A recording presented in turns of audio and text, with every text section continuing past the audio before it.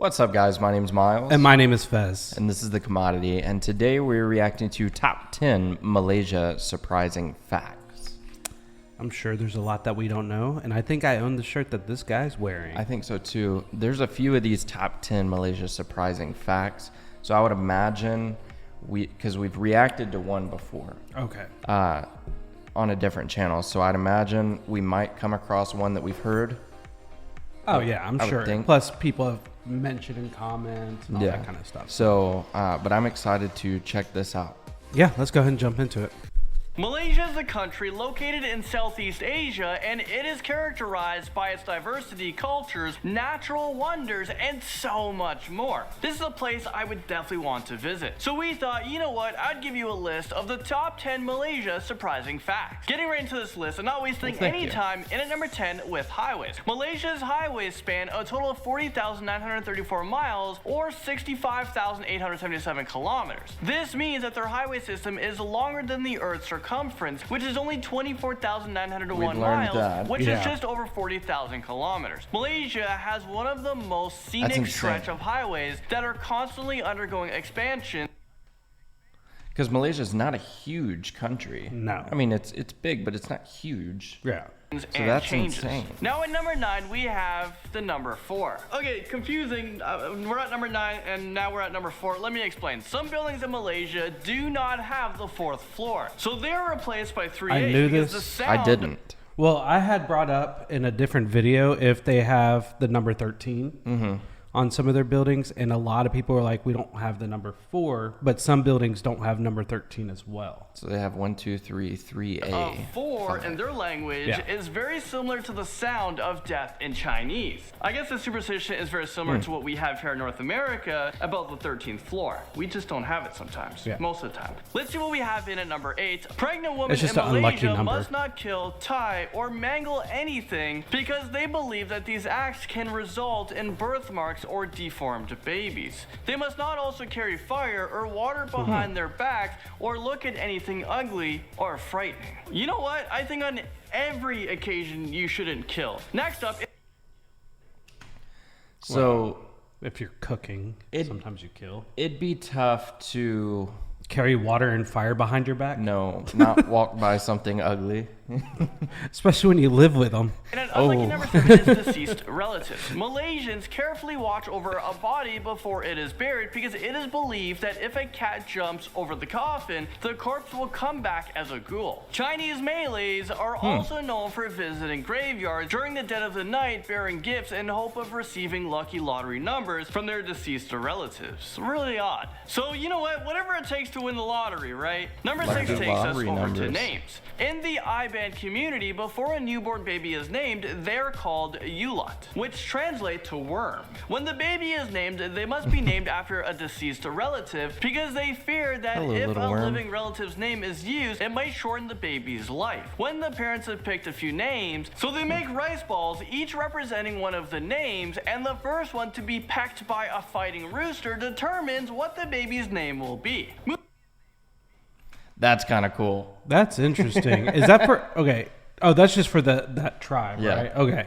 I was like, is that everybody? Like, that's a lot of rice being consumed by birds just for that. That's really cool, though. That's kind of cool. I really dig that. It's unique. This list depends on how you see it. Number 5, with language. Bahasa Malay is the official language of Malaysia. However, it does not have any written scripts of its own. Islamic missionaries brought the Korean with them and the system of writing that could be used to transcript Bahasa Malay accurately. This translated script is called Jawai, and it is still used for some religious formal purposes. Number 4 brings us to official religion. Malaysia is a very multicultural and diverse country, just like here up in Canada. About 61.3% of the population practice Islam, 19.8% follow Buddhism, 9.2% are Christians, 6.3% are Hinduism, and about 1.3% practice traditional Chinese religions. The remainder is accounted for the other faiths and atheists. Now at number 3, let's talk about the national flag. Malaysia's national flag was designed by a 29-year-old architect. The flag consists of 14 red and white alternating stripes that represent the 14 states in the country, a yellow crest representing Islam, which means Arabic is the official language of the country, and the 14-point star symbolizes unity among the states. The flag was approved by King George VI. On it, it was first raised in May of 1950. Number 2 is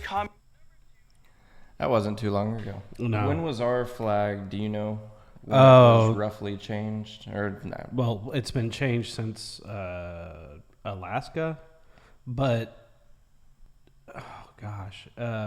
late 1800s, I think, was when like the most recent major change. Yeah. I thought it had been a while.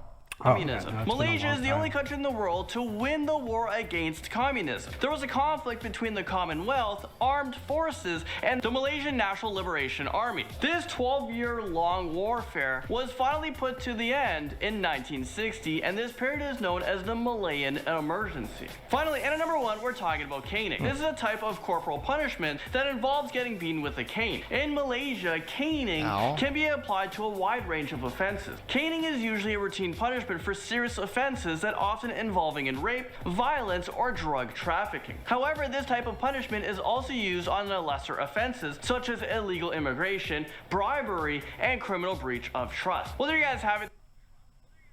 So, I guess we can stop here. So, in high school, well, I guess middle school, I got caned a lot. I got beat with a paddle. Legally? Yeah, in Redwater. I was illegal Texarkana. wherever I grew up. You So- couldn't get paddled by people. Corporal punishment? If your parents... It was against the law in Tennessee and Texas. It's not against the law in Texas. You're not allowed to be paddled. There's a huge thing about that. If your parents consent to it. I don't think you're allowed to be paddled here. I was paddled. I mean, you can be Quite a paddled. few You can be times. paddled by your parents. It's different. But there's Quite a too few many times. legalities in the way for that. Like, I don't know. I just abuse. know I was paddled. It's crazy. Yeah, Legal, I've never illegal. I don't know. I've never been paddled by. Of course, I wasn't that big of a troublemaker growing up, but I never just been. talked a lot in class. Oh, I did too. My Jesus. parents, I can't shut up now. Could you imagine when I was a child? They gave my parents the option of in-school suspension Or a paddle. or paddle. And so my dad was like, just paddle. Yeah. So I shut my mouth real quick. I know that was around when my mom and my dad were young, but I haven't known anybody to truly. Well, even some older adults than I am, in their late 40s, early 50s. So my favorite fact, I think, out of this list would be the roosters pecking at the rice, that's hands down the 'cause coolest fact. The baby's name was originally Worm. Yeah, That's pretty dope. Yeah. I like that. and then it kind of takes away the whole trying to figure it out, because if y'all have a few different ideas, like, I mean, did they say that they were naming them after dead relatives? So, I mean, I guess technically we did that with our children's middle names, because my middle name is Thomas, which is my youngest son's middle name, which is my grandfather's first name, which he's passed. And then my youngest son, or my oldest son, his middle name is my ex-wife's father, father. She calls him her dad, first name. So, and he's passed. So we kind of did the same. We didn't do the first names. We came up with the first names, but we used the middle names. And then, of course, the surname or the last name is my last name. So, Guys, if you have any other videos like this, shoot them down in the comments or click on the Discord link in the description and throw them in our video suggestion box. We really enjoy videos like this. yeah, these are really cool. Let us know. And with that being said, My name's Miles. and my name is Fez. Thanks for watching, guys. Peace. Out.